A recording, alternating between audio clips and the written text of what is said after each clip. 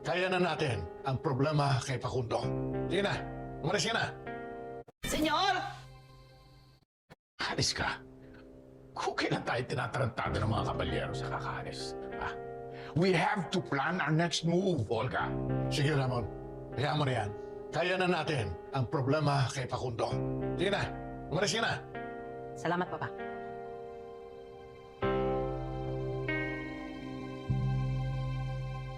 Senyor! Senyor Facundo!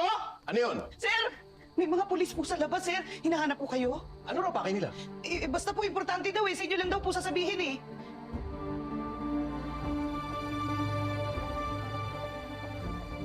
Ba't kayo nandito? Ano problema? Magandang araw po, Senyor Facundo Caballero. Ako po si Inspektor Acevedo. Gusto po sana namin kayo makausap tungkol sa apo niyong si Pablo Caballero. Anong tungkol sa apo ko? Baka pwede po natin pag-usapan sa mas pribadong lugar. Huwag na, huwag na. Dito na natin pag-usapan. Anong problema?